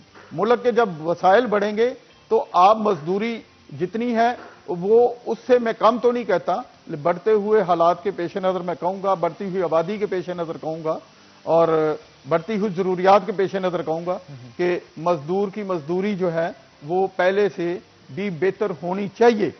मजदूरी वहीं पे है और महंगाई बढ़ गई है। महंगाई क्यों बढ़ी? मुल्क की जमीनें वही हैं, मुल्क के कारखाने वही हैं, मुल्क की लेबर वही है, हर चीज वही है। ये तो कहते थे कि जनाब मुल्क के अंदर करप्शन की वजह से जनाब हर रोज इतने अरब रुपया जो है वो लूट लिया जाता है, उसकी वजह से महंगाई है। अब महंगाई है क्यों, इस पे ऊपर भी बात करेंगे आपके साथ, लेकिन एक छोटी सी ब्रेक के बाद। तो नाज़रीन, एक ब्रेक लेंगे, ब्रेक के बाद दोबारा हाजिर होते हैं। कहीं मत जाइएगा, हमारे साथ रहिएगा।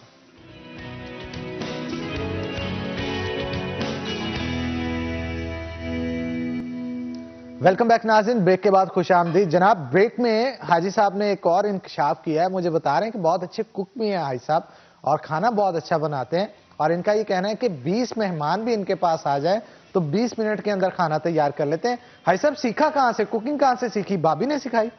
नहीं जी, मैंने अपनी अम्मी से सीखी। अरे वाह, क्या बात है। किस तरह से, मतलब कौन कौन सी डिशेज सीखी हैं, हमें भी थोड़ा बताएं। मैं तो थोड़ी सी बाटी बना लेता हूँ, आमलेट बना लेता हूँ। बाटी ये चिकन की या मटन की? दोनों बना लेता हूँ। दोनों बना लेते हैं? दोनों। तो जनाब, आप तो फिर ये हल्के के लोगों को खुद ही खाना शाना बना के खिलाते होंगे, जो मेहमान आ रहे होंगे, खातर तवाज़ा भी खुद कर रहे हैं और बना भी खुद रहे हैं। बहुत दफा एक्सपीरियंस हुआ जी। अच्छा, इसका मतलब ये तो एक बड़ी पॉजिटिव चीज है। पहले एमपी हैं जनाब जो हमारे पास आए हैं, उनका कहना है कि खाना भी खुद बना लेते हैं और हल्के की आवाम को भी खुद ही खाना बना के खिलाते हैं। अच्छा, माँ जी से और क्या क्या सीखा आपने? बस खाने की यही चीज सीखी। खाने की यही चीजें सीखी है? मटन कढ़ाई बनाना और बाटी बनाना? बाटी उनको देखता रहता था और देखता रहता था, फिर कभी कभी अपना एक्सपीरियंस भी कर लेता था और उसमें कामयाब हो गया। अच्छा, वैसे आप जब बनाते हैं, भाभी को कभी सिखाया, उन्होंने पास की आपकी कढ़ाई? हाँ हाँ, सारे। मतलब वो फिर प्यार तो बड़ा आता होगा ना, हस्बैंड खुद से खाना बना रहा हो अपनी मिसेस के लिए और अपने हाथों से खिला रहा हो, वो प्यार भी बढ़ता है और फख्र भी होता है कि जनाब मेरा हस्बैंड खाना बना लेता है। और खास तौर पे जब लड़कियां इकट्ठी होती हैं ना, उनके अंदर गुफ्तगू भी होती है कि तुम्हारा हस्बैंड क्या करता है, तुम्हारा क्या करता है, तो आपके लिए काफी अच्छे अल्फाजात से आपको याद किया जाता है। देखिए जी, अप्रिसिएशन तो होती है, लेकिन ये कभी कभी होता है, आपको पता है टाइम ही नहीं मिलता। मेरी ज्यादा फैमिली जो है वो डॉक्टर है मेरे घर में, तो इसलिए सुबह सुबह वो जॉब पे चले जाते हैं, हॉस्पिटल चले जाते हैं, तो बाकी मेहमानदारी जो है वो चलती रहती है। हमारे पास कुक भी है, और हमेशा से है, और वही सारा कुछ तैयार कर लेता है। अच्छा भाई साहब, सियासत का शौक किस तरह से पैदा हुआ आपको? सियासत में असल में ये हुआ कि पार्टीशन से पहले मेरे वालिद साहब एमएसएफ के जनरल सेक्रेटरी थे।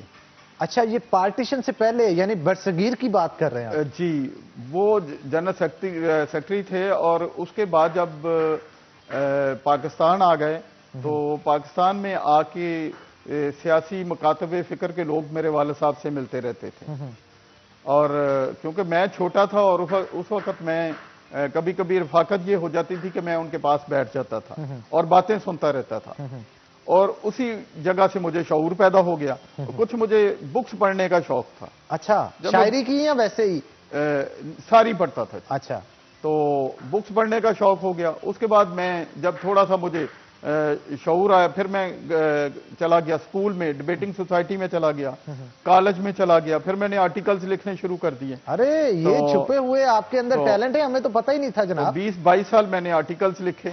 अच्छा, हाँ जी, तो लिखे। रात भी मैं हेल्थ पे लिख रहा था, और अब मैंने दोबारा ये काम शुरू किया। मैंने कहा कि थोड़ा सा टाइम अब होता है तो उसमें थोड़े से आर्टिकल्स जो हैं वो लिखने चाहिए। बर्निंग इश्यूज बहुत ज्यादा हैं जिन पे लोग बहुत कुछ लिखते हैं, लेकिन मैं सोचता था कि मेरा इसमें शेयर नहीं है।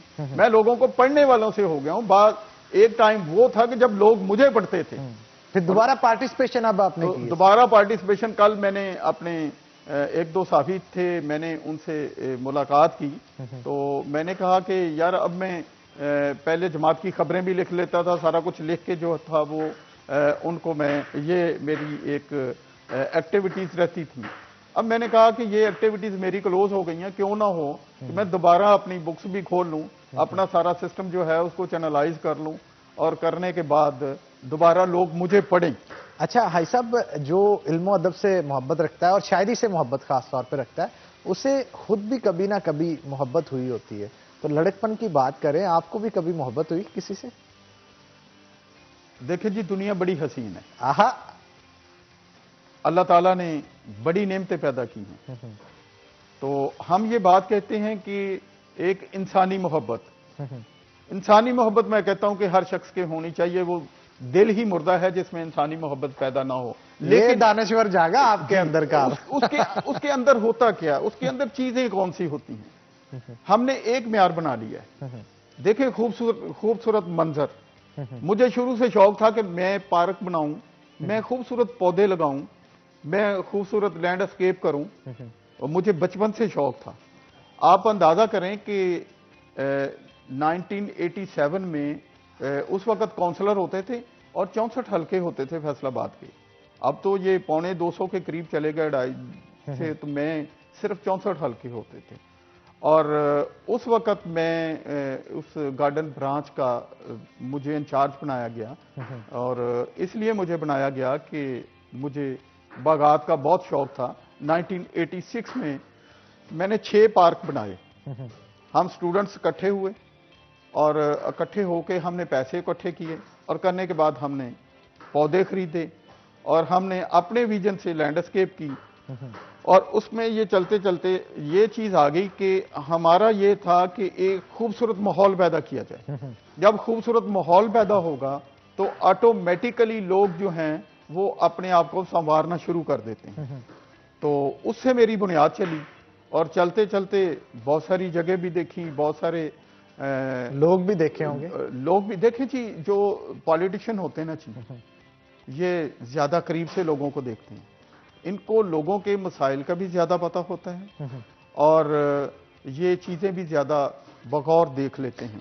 अच्छा, बतौर पॉलिटिशियन से हटके अगर बात की जाए तो मोहब्बत की निगाह से भी कभी किसी को करीब से देखा आपने? वो पुराने वक्त की बात, पुराने वक्त की बात है, लेकिन है जरूर। देखें, जो यूनिवर्सिटीज में पढ़ते हैं और यूनिवर्सिटी के फंक्शन अटेंड करते हैं, हमारे यहाँ तो हमेशा ये हुआ कि मेरे छोटे बहन भाई, क्योंकि मेरे 2 भाई डॉक्टर हैं और मेरे घर में 7 डॉक्टर हैं। मेरी भाभियाँ डॉक्टर हैं, मेरी सिस्टर डॉक्टर है, मेरे भाई डॉक्टर हैं, और हमारा रहमान हॉस्पिटल भी है। और उसमें मेरे घर में स्टूडेंट्स जो हैं वो कोई ना कोई मौजूद रहता है।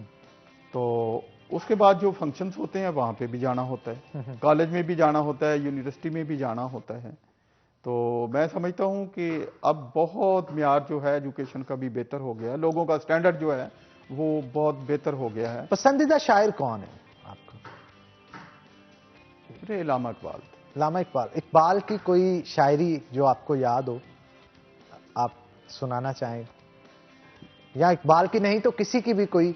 इकबाल ने एक शेर जो है वो मुझे अक्सर, जो मैं उसको गुनगुनाता रहता हूँ, याद मुझे रहता है कि अच्छा, गुनगुना के आप वो शायरी अब गुनगुनाने की उम्र नहीं रही। नहीं जनाब, मैं चाहता हूँ आप थोड़ा सा गुनगुना के नहीं, हमें वो अब नहीं है। अगर मैं कुछ भाई साहब, जरूरी नहीं मैं आपको जरूर सुना जरूरी देता। नहीं है कि बहुत खूबसूरत आवाज का मालिक ही इंसान गुनगुना सकता है। गुनगुनाना एक ख्वाहिश होती है, कोई भी शख्स कैसे भी तो गुनगुना मैं सकता शेर सुना देता हूँ आपको कि खुद ही को कर बुलंद इतना कि हर तकदीर से पहले खुदा बंदे से पूछे कि तेरी रजा क्या है। तो इसी में बहुत सारा फलसफा जो है वो लाइफ का आ जाता है, बहुत बड़ी फिलॉसफी है इसमें। बल्कि इकबाल की शायरी में तो फिलॉसफी से भरा पड़ा है। तो विजन है एक विजन, उस विजन को लेके आगे चले। उस विजन को लेके आगे चलने के लिए हमने बहुत कम वर्क किया, बहुत ज्यादा करना चाहिए था, बहुत कम किया। नौजवान नस्ल के पास अब पूछा जाए ना कि आपके पास इकबाल की शायरी की कितनी बुक्स हैं, बुक्स तो दूर, एक पेज भी ना शायद हो। उनको एक पेज भी जो है वो ना हो। मैं समझता हूं कि जहां तक होना चाहिए कि एक पॉलिटिशियन के पास एक छोटी सी, बड़ी नहीं तो छोटी सी लाइब्रेरी जरूर होनी चाहिए। और आजकल के जो बच्चे हैं, हमने उनको कभी तरगीब नहीं दी बुक्स पढ़ने की, आज वो नेट पे आ गए हैं। अच्छा, आपने समझ के निसाब के अंदर भी ये चीजें कुछ इस तरह से शामिल होनी चाहिए, जैसे रशिया के अंदर अगर कोई शख्स उनके किसी बड़े शायर का एक शेर सुना देता है तो उसे ट्रेन की टिकट मुफ्त दे दी जाती है। तो ये कितना अच्छा जेस्चर है कि आप इस चीज के लिए फिर वो शेर जो है वो याद करना शुरू कर देते हैं। उन बड़े लोगों को फिर याद रखा जाता है, वो लोगों को पता होता है कौन है, किसका शेर है। तो इस तरह का कोई जेस्चर हमारे यहाँ भी शुरू होना चाहिए। बुखारी साहब, आपका तो बड़े पढ़े लिखे घर से तल्लक है, आपके वालिद साहब जो हैं वो उनको पूरी दुनिया जानती है। Thank you. एक वक्त था कि पूरा शहर जानता था, फिर पूरे पाकिस्तान के मुशायरे हो गए, अदबी महफिलें हो गई, वहां पे जाते थे। अब नेट का आ गया, अब इसलिए मैं कहता हूं कि पूरी दुनिया उनको जानती है और सुनती है। बिल्कुल। हम भी उनको सुनने के लिए जाते थे, अब भी हम उनको सुनते हैं। तो बात ये आ गई कि लिटरेरी तौर पे। अच्छा भाई साहब, लिटरेचर के ऊपर तफसीली तौर पे गुफ्तगू करेंगे, लेकिन एक छोटी सी ब्रेक के बाद, ब्रेक का वक्त हो गया है। तो नाज़रीन, एक ब्रेक लेंगे, ब्रेक के बाद दोबारा हाजिर होते हैं। कहीं मत जाइएगा, हमारे साथ रहिएगा।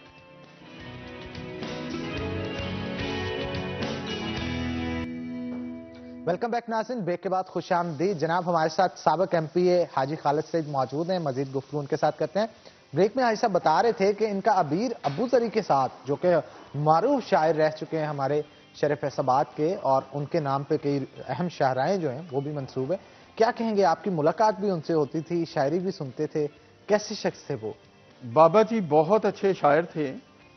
बदकिस्मती हमारे यहाँ ये रही है कि अगर कोई शायर बहुत गरीब था लेकिन बड़ा टैलेंटेड था, उसको कभी प्रोजेक्ट नहीं किया गया। वो रहा गरीब ही, वो ऊपर नहीं आ सका। हमारे यहाँ एनवायरनमेंट कुछ ऐसा सेट कर दिया गया। ये भी लम्हा फिक्री है। वैसे आई साहब, क्या कहेंगे, हमारे यहाँ शायरों को, अदीबों को वो इज्जत नहीं दी जाती, जो वो मुकाम नहीं दिया जाता जो बनता है उनका, और शायद यही वजह है कि हमारा मुआशरा पीछे रह जाता है। देखें जी, जो इल्म है, जो अदब है, जो इल्म को बांटने वाले लोग हैं, जो अदब को लोगों के, बच्चों के ज़हन में पहुंचाने वाले लोग हैं, मैं समझता हूं कि इल्म के बगैर तो इंसान जो है वो बिल्कुल बेबहरा है, नामुकम्मल है। नामुकम्मल है। एक इल्म, एक जानवर, एक जाहल के दरमियान में अगर कोई चीज वाक़या है तो वो इल्म है। इंसान इल्म हासिल करता है तो वो सितारों तक, चांद तक चला जाता है। बेशक। अगर इल्म हासिल ना करे तो उसको अपने घर की मैनेजमेंट का नहीं पता होता, उसको अपनी जात का नहीं पता होता। इल्म ही उसको सिखाता है कि तेरी जात क्या है। इल्म ही उसको सिखाता है कि तू इंसान क्या है, तूने इंसान कैसे बनना है, ये दुनिया कब बनी, कैसे बनी, किस तरह तबाह होगी और किस तरह से इस दुनिया को खूबसूरत बनाना है, किस तरह से इसको तरक्की देनी है। ये सारी चीजें जो हैं आज भी अगर यहां पे भी हम बैठे हैं तो इल्म की बदौलत ही बैठे हुए। बेशक बेशक। तो रह गई बात शायरी की कि शायर लोग जो होते हैं ये बड़े सेंसिटिव लोग होते हैं और ये अपना विजन जो है ये मुफ्त में तकसीम करते हैं, ये किसी से कुछ नहीं लेते। इल्मी महफिलें जितने भी ये करते थे तो मैं देखता था कि जब मैं इनमें जाता था तो थोड़े थोड़े पैसे खुद ही ये जमा करते थे, खुद ही सब लोग जो थे वो जमा होते थे और जमा होने के बाद महफिल जो होती थी वो गर्मा गर्म महफिल होती थी। रियाज मजीद साहब भी उनकी महफिलें भी होती थी। मैं रियाज मजीद साहब तो अभी भी हैं जी, मैं उनके भी जब वो पार्टिसिपेशन करते थे मैं उस वक्त भी जाता था। बाबा अबूजरी से भी मैं बहुत सारे जो शेर थे वो उनसे अच्छा, आप जब मिलने जाते होते थे वो वाकया सुनाए ना, किस तरह से मुलाकात होती थी? एक छोटी सी दुकान थी पुरानी गल्ला मंडी के अंदर चनियोट बाजार में, तो इधर अपना ये अमीपुर बाजार के साइड पे तो बाबा जी की छोटी सी दुकान होती थी, शैम्पू वगैरह रखे होते थे बाबा जी ने। तो हमने जाना और बड़े अदब से जाके सलाम करना, बैठने को भी जगह नहीं होती थी, स्टूल रखना और बैठ जाना। हम खासे स्टूडेंट भी जाते थे और स्टूडेंट्स के अलावा भी दूसरे भी लोग जाते थे। बाबा जी को सलाम करना और बैठ जाना और बैठ के कहना कि बाबा जी अपना कोई नया लिखा कोई शेर सुना दो। बाबा जी ने कहना कि पुराने लिखे तो थानू याद कोई नहीं, तो तुसी मैनू नवियां दी डिमांड कर दे हो। तो बिल्कुल, तो पुराने कितने याद है मैंने आपने कितने मेरे जो शेर हैं वो पुराने पढ़े हैं और मुझे सुनाओ, फिर मैं आपको नया शेर सुनाऊंगा।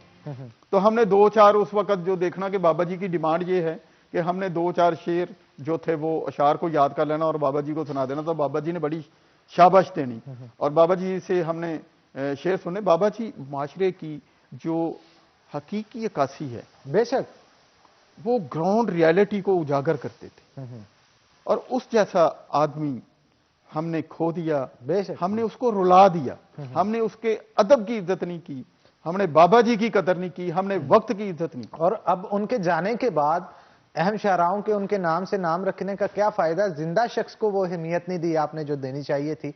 अगर उनको देते तो आज क्या पता हम कुछ ना करते, सिर्फ फाइनेंशियल थोड़ी बहुत सपोर्ट कर देते तो कितना ज्यादा और कलाम था जो वो लिख के हमें दे के जा सकते थे। क्योंकि जहां वो कलाम लिखते थे उसी के साथ साथ उनको ये भी फिक्र लाहक होगा कि 2 वक्त की रोटी कहां से खानी। तो ये मसला जो है ना हमारे मुआशरे का, ये लम्हा फिक्रिया है। अगर इसको रिजॉल्व कर दिया जाए तो मेरा ख्याल है बहुत सारे दानश्वर हैं जो कि ऊपर आ सकते हैं। अच्छा हाई साहब, हमारा एक रैपिड फायर क्वेश्चंस का सिस्टम होता है। मैं आपसे एक सवाल करूंगा, कुछ ऑप्शंस दूंगा, उनमें से एक ऑप्शन जो है वो आपको चूज करना होगा। स्टार्ट करें जनाब जी। अगर सियासतदान ना होते तो क्या होते? मैं बिजनेसमैन होता। बिजनेसमैन होता है। कैंडल लाइट डिनर पर किसके साथ जाना पसंद करेंगे? मीरा जी, साइमा जी, रीमा जी। इन तीनों में से किसके साथ कैंडल लाइट डिनर पे जाना पसंद करेंगे? ये बताना जरूरी है? जरूरी है जनाब, जरूरी है, जरूरी है। लोग जानना चाहते हैं, आपको देख रहे हैं ऑन स्क्रीन। कोई एक पसंदीदा जो आपकी?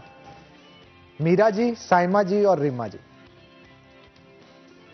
साइमा के साथ चला। साइमा के साथ जाना चाहिए, ठीक है। मुस्तकबिल का वजीर आजम किसे देखना चाहते हैं? हमजा शहबाज, मरियम नवाज। पार्टी जिसको नॉमिनेट कर दे। पार्टी जिसको नॉमिनेट करेगी। हम आपकी पसंद जानना चाह रहे हैं, आप किसे पसंद करते हैं?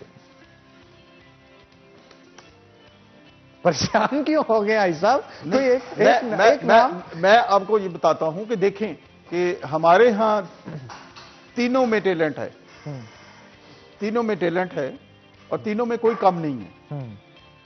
चलें जी, फिर अगला सवाल पूछते हैं। मूवी में अगर हीरो आना चाहें तो इनमें से किसके साथ आना पसंद करेंगे? आयजा खान, मायरा खान, सबा कमर।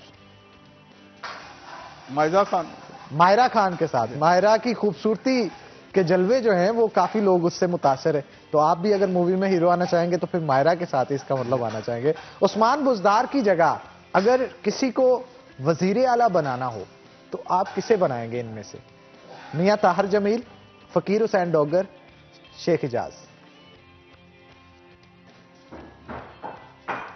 आपको क्या लगता है इनमें से कैपेबल कौन है जो वजीर आला की सीट पे बैठ के अच्छे से वजारत चला सकता है? जो एक्सपीरियंस है वो शेख एजाज साहब को। तो शेख एजाज साहब को आपका वोट जाएगा? जी, एक्सपीरियंस है उसके पास। जी, शेख एजाज साहब अगर इनके पास ये हक हुआ कि किसी को उस्मान बुज़दार की जगह एक्सचेंज कर सके तो आपको करेंगे, ना तो मियां ताहिर जमील को करेंगे और ना ही फकीर हुसैन डोगर को करेंगे। किसी एक के साथ अगर आपने पूरा दिन गुजारना हो तो किसके साथ गुजारना पसंद करेंगे? उज़मा बुखारी, शीरी रहमान, फिरदौस आशिकावान? उज़मा बुखारी। उज़मा बुखारी, उसकी क्या खास बात है? उज़मा बुखारी बड़ी आप कह लें कि बड़ी डिसेंट इनोसेंट हैं। उनकी पर्सनैलिटी आप कह लें, उनकी एजुकेशन कह लें, उनका एक्सपीरियंस कह लें, सोसाइटी के अंदर उनकी गुफ्तगू कह लें, तो बड़ी वो मीट करते हैं उन स्टैंडर्ड्स बड़े को, खुशगवार मूड में वो कंपनी दे सकती हैं। ठीक है, ठीक है। अच्छा, जादू की जफ्फी इन दोनों में से किसे देना चाहेंगे? बिलावल भुट्टो जरदारी या मौलाना फजलुर रहमान? इसमें भी सोच में पड़ गए। भाई साहब, चक्कर क्या है? बिलावल ही आ जाएगा। बिलावल आपको जादू की जफ्फी जो है हाजी खालिद सईद साहब की जानिब से दी जाएगी। अच्छा, खतरनाक जंगल है, घना, और खूनख्वार जानवर है उसके अंदर। अगर इनमें से किसी एक को अपने साथ ले जाना चाहे तो किसे लेके जाएंगे? खुद तो वापस आ जाएंगे, उसके वापस आने की गारंटी नहीं होगी, तो वो कौन होगा? राना सनाउल्लाह या हाजी अकरम अंसारी? खूनखार जंगल में? हाँ, खूनखार जानवर है वहां पे, शेर, भेड़िए, सांप और पता नहीं क्या क्या। जो आप वापस आ सकते हैं, उनके वापस आने की गारंटी नहीं होगी उस जंगल से, तो किसको लेके जाना चाहिए? आप कहते हैं कि मरवाने के लिए किसको लेके जाना? नहीं, हो सकता है वो खुद बच के भी आ जाए, तो साथ किसे लेके जाएंगे? तो राना सनाउल्लाह या हाजी अकरम अंसारी? देखें जी, मेरे लिए तो दोनों बहुत दोनों काबिल एहतराम है, लेकिन साथ किसे लेके जाएंगे? दोनों काबिल एहतराम है, तो मैं इस बारे में तो अपनी राय को जो है वो महफूज ही रखूंगा। मकूर रखें, लेकिन कोई एक नाम तो ले दें हाजी साहब, एक नाम, राना सनाउल्लाह या हाजी अकरम अंसारी? देखें जी, हाजी अकरम साहब को लेके जाऊंगा। हाजी अकरम साहब आपको खूनखार जंगल के अंदर हाजी खालिद सईद साहब लेके जाएंगे, और शाम को जब आएंगे ना ये आपके पास, लाजमी तौर पे पूछना है कि आपको क्यों लेके गए। तो आगे चलते हैं जनाब। अगर लाजमी तौर पे पार्टी चेंज करनी हो आपने, तो इनमें से किस पार्टी को ज्वाइन करेंगे? मुस्लिम लीग काफ, पाकिस्तान तहरीक इंसाफ, या अपनी पार्टी बना लेंगे? बुखारी साहब, यही एक सवाल मुझे किया था सरदार जुल्फकार अली खोसा साहब ने। अच्छा, वो मेरे किया था कि टिकट के हवाले से भी आपको टिकट मिला, आपका वापस हो गया, तो सब लोगों ने पार्टी चेंज कर ली, आपने क्यों नहीं पार्टी चेंज की? तो मेरा जवाब यही होगा कि मैंने कभी सोचा नहीं है कि टिकट के लिए, नहीं, मैंने कभी सोचा नहीं है कि मैं अपनी जिंदगी में मैं अपनी पार्टी से अलहदा हो जाऊंगा। मुझे इतनी मोहब्बत है कि मैं इस क्वेश्चन में सोच नहीं सकता कि मैं मुस्लिम लीग से कभी अलग हो जाऊंगा। मेरा तो जिंदगी और मौत का साथ है। अच्छा, यानी आप ना तो कोई पार्टी बनाएंगे और ना ही किसी पार्टी और को ज्वाइन करेंगे, चाहे आपको टिकट दें या एज अ कारकुन रखें? मुझे टिकट नहीं भी मिला था, मैं जमात में रहा, अब भी मुझे टिकट नहीं दिया गया, मैं अपनी जमात के साथ हूं। मैं कहता हूं कि मैं मुस्लिम लीग में हूं, और जब मैं मरूं भी मैं अपनी जमात में। अरे क्या बात है जनाब। तो जनाब, आज की डिश हमारी तैयार हो चुकी है, स्पैगेटीज भी रेडी हैं और विंग्स भी रेडी हैं। तो बहुत शुक्रिया हाजी खालिद सईद साहब, आपका शो में आने के लिए। शो के बाद आपको ये लाजमी तौर पे चखाते भी हैं, हमारे शेफ के बारे कॉम्प्लीमेंट भी कोई ना कोई दीजिएगा। तो वंस अगेन बहुत शुक्रिया आज के शो में आपका आने के लिए। तो इसी के साथ नाज़रीन, आज के प्रोग्राम से अपने मेजबान हन्नान बुखारी को दीजिए इजाजत। इंशाल्लाह कल होगी आपसे मुलाकात, तब तक के लिए अल्लाह हाफिज।